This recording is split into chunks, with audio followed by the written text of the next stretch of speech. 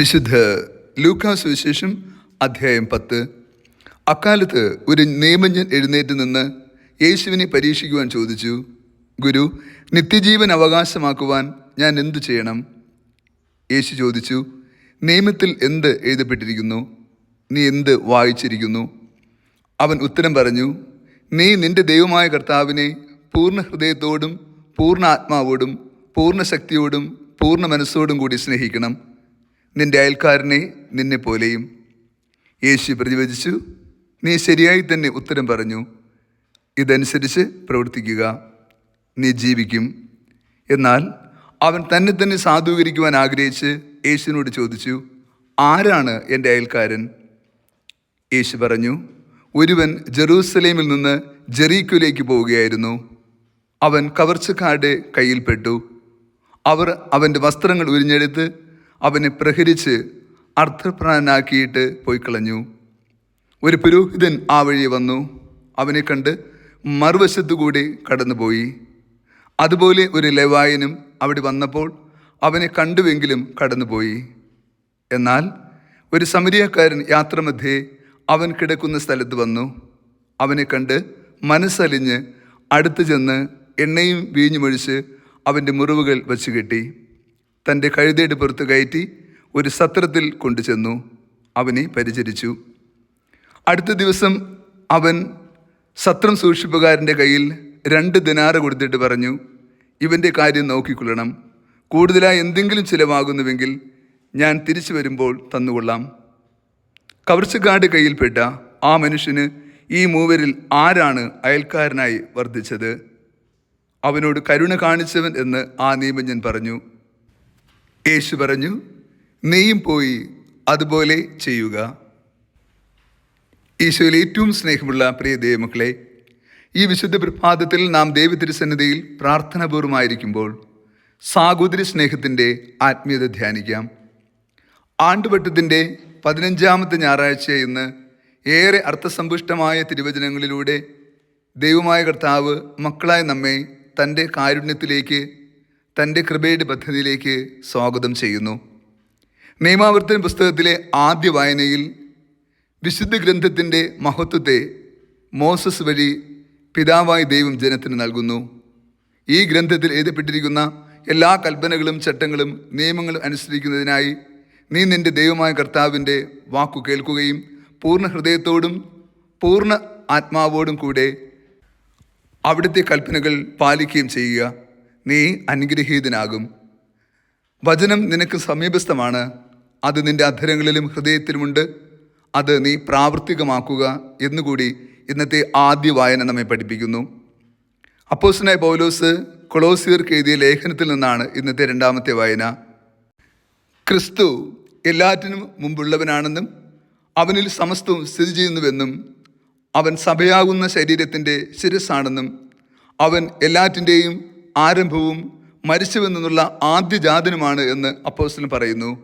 ഇങ്ങനെ എല്ലാവരും ക്രിസ്തുവിൽ ഒന്നാക്കപ്പെടുകയും സകല മനുഷ്യരും രക്ഷ പ്രാപിക്കുകയും ചെയ്യേണ്ടതിൻ്റെ കൃപ അപ്പോസ്തലൻ നമുക്ക് വ്യക്തമാക്കി തരുന്നു. ഇന്നത്തെ സുവിശേഷം ഏറെ അർത്ഥവത്തായ ക്രിസ്തു നൽകുന്ന ഉപമയാണ്, നല്ല സമരിയക്കാരൻ്റെ ഉപമ. മനുഷ്യൻ നിത്യജീവനുമായി ബന്ധപ്പെട്ട് സംസാരിക്കുമ്പോൾ എന്താണ് അവൻ ചെയ്യേണ്ടത് എന്നതിൻ്റെ ഉത്തരം കൂടിയാണ് ഇന്നത്തെ സുവിശേഷം. നിയമജ്ഞൻ യേശുവിനോട് ചോദിക്കുന്ന ചോദ്യം, നിത്യജീവൻ അവകാശമാക്കുവാൻ ഞാൻ എന്താണ് ചെയ്യേണ്ടത്? ഈ ചോദ്യത്തിൻ്റെ പിന്നിൽ ചില കാരണങ്ങളുണ്ടായിരുന്നു. ഒന്നാമതായി 613 നിയമങ്ങൾ കർശനമായി പാലിക്കണമായിരുന്നു. അവൻ്റെ ചോദ്യത്തിൻ്റെ ആദ്യത്തെ ചിന്ത ഇതാണ്, ഞാൻ രക്ഷ പ്രാപിക്കാൻ നിയമങ്ങളെല്ലാം കൃത്യമായി പാലിക്കണമോ? രണ്ടാമതായി, ദൈവപ്രമാണങ്ങൾ കൃത്യമായി പാലിച്ചാൽ എനിക്ക് നിത്യജീവൻ ലഭിക്കുമോ എന്ന ചിന്തയായിരുന്നു. മൂന്നാമതായി, നിയമജ്ഞരും പരിസരും നൽകുന്ന നിയമഗ്രന്ഥത്തിൻ്റെ അടിസ്ഥാനത്തിലുള്ള ജീവിത രീതി ഞാൻ പാലിച്ചാൽ നിത്യജീവൻ പ്രാപിക്കാനാകുമോ? നാലാമതായി, പൂർവ്വപിതാക്കന്മാർ വഴി പകർന്നു നൽകപ്പെട്ട വിശ്വാസ ജീവിതം അപ്രകാരം നയിക്കപ്പെട്ടാൽ ഞാൻ നിത്യജീവനിലെത്തുമോ? ക്രിസ്തു ഇതിനൊന്നുമല്ല മറുപടി നൽകുക. യേശു പറയുന്നത്, നീയും പോയി ഇതുപോലെ ചെയ്യുക. നീ എന്താണ് ചെയ്യേണ്ടത്? നിത്യജീവൻ പ്രാപിക്കേണ്ടതിന് നീ ചെയ്യേണ്ട നന്മയെക്കുറിച്ച് ക്രിസ്തു പറയുന്നത് ഈ നല്ല സമരിയാക്കാരൻ്റെ ഉപമയിലൂടെയാണ്. യഹൂദരും സമരിയാക്കാരും തമ്മിൽ ശത്രുക്കളായിരുന്നിട്ട് പോലും വഴിയിൽ അർത്ഥപ്രാണനായി കിടന്ന ഒരു മനുഷ്യനോട് കരുണ കാണിച്ച സമരിയാക്കാരൻ ഈ ഭൂമിയിൽ ഏറ്റവും മഹത്തായ നന്മയുടെ അടയാളമായി ക്രിസ്തു നമുക്ക് നൽകുന്നു.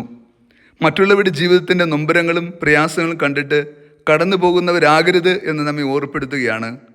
പുരോഹിതന് നിയമപരമായി ഒരുപക്ഷെ മൃതപ്രാണനായിരിക്കുന്ന വ്യക്തിയെ തൊട്ടാൽ 7 ദിവസം അവന് ദേവാലയ ശുശ്രൂഷ ചെയ്യാൻ കഴിയില്ല എന്ന ചിന്തയാകാം അപ്രകാരം നയിച്ചത്. ലെവായനാകട്ടെ, അവൻ ശുശ്രൂഷയ്ക്ക് വൈകുമെന്ന് കരുതി അവൻ തിടുക്കത്തിൽ ദേവാലയത്തിലേക്ക് പോയി. എന്നാൽ യേശു സമരിയാക്കാരൻ്റെ ജീവിതാനുഭവത്തെ ഏറ്റവും മാതൃകരമായി നമുക്ക് നൽകുന്നു. സമരിയാക്കാരൻ തൻ്റെ കുതിരപ്പുറത്തു നിന്ന് ഇറങ്ങുകയും അർത്ഥപ്രാണനായി കഴിയുന്ന വ്യക്തിയെ സഹായിക്കുകയും സംരക്ഷിക്കുകയും അവനെ സത്രത്തിലെത്തിക്കുകയും അവിടെ ആവശ്യമായത് ചെയ്യുകയും ചെയ്തു. നിയമം അനുശാസിക്കുന്നത് മാത്രം ചെയ്തുകൊണ്ട് ആർക്കും രക്ഷ പ്രാപിക്കാൻ കഴിയില്ല എന്ന ഓർപ്പെടുത്തൽ കൂടിയാണ് ഇന്നത്തെ സുവിശേഷം. നീ നന്മ ചെയ്യുവാൻ നീ നിയമത്തെ അതിലംഘിച്ച് ഭൂമിയിൽ വ്യാപരിക്കണം. Break the law and do the good. ഇത് വലിയൊരു തിയറിയാണ്. സത്യത്തിൽ ക്രിസ്തു ഇന്ന് നമ്മുടെ മുമ്പിൽ വെക്കുന്നതും അത് തന്നെയാണ്. എഴുതപ്പെട്ടിരിക്കുന്നു എന്ന് പറയുന്നത് കൊണ്ട്, അങ്ങനെ പറഞ്ഞു പഠിപ്പിച്ചു എന്നതിൻ്റെ പേരിൽ, അല്ലെങ്കിൽ പൂർവികർ നമുക്ക് പങ്കുവച്ച് നൽകി എന്നതിൻ്റെ പേരിൽ നിയമത്തിൽ എഴുതപ്പെട്ടിരിക്കുന്നു എന്ന് കരുതി നമ്മൾ ഒരിക്കലും അവരിന് നന്മ ചെയ്യാതിരിക്കരുത് എന്ന ഓർപ്പെടുത്തൽ. നാം നല്ല സമരിയക്കാരനായി രൂപാന്തരപ്പെടുവാൻ യേശു നൽകുന്ന ഏറ്റവും നല്ല മാർഗം നിത്യപിതാവിൻ്റെ സന്നിധിയിൽ എത്തുവാനുള്ള മാർഗം കൂടിയാണ്. അത് നമ്മുടെ മുമ്പിൽ മുറിവേറ്റവരെ, സങ്കടം അനുഭവിക്കുന്നവരെ, നൊമ്പരപ്പെട്ട് പോയവരെ, അർത്ഥപ്രാണരായി വഴിയരികിൽ വീണുപോയവരെ കാരുണ്യത്തിൻ്റെ മനസ്സോടെ അവനെ ആശ്വസിപ്പിക്കുമ്പോൾ, ചെയ്യുവാൻ കഴിയുന്ന നന്മ അവർക്ക് വേണ്ടി ചെയ്യുമ്പോൾ, നമ്മുടെ സമയവും സമ്പത്തും വേദനിക്കുന്ന മക്കൾക്ക് വേണ്ടി ചിലവഴിക്കുമ്പോൾ സത്യത്തിൽ നിത്യപിതാവിൻ്റെ ഭവനത്തിൽ എത്തിച്ചേരുവാനുള്ള വലിയ കൃപാവരം നമുക്ക് ലഭ്യമാകുന്നു. യേശു വീണ്ടും ആവർത്തിച്ച് പറയുന്നു, നീയും പോയി ഇതുപോലെ ചെയ്യുക. ക്രിസ്തു പറയുന്നത് പോലെ ചെയ്യുവാനുള്ള ആത്മീയ പിൻബലം നൽകാൻ ഈ ദിനം നമുക്കും പ്രാർത്ഥിക്കാം. കർത്താവ് നിങ്ങളോട് കൂടെ. സർവശക്തനായ ദൈവം, പിതാവും പുത്രനും പരിശുദ്ധാത്മാവും നമ്മേവരെയും സമൃദ്ധമായി അനുഗ്രഹിച്ച് ആശീർവദിക്കുമാറാകട്ടെ. ആമേൻ.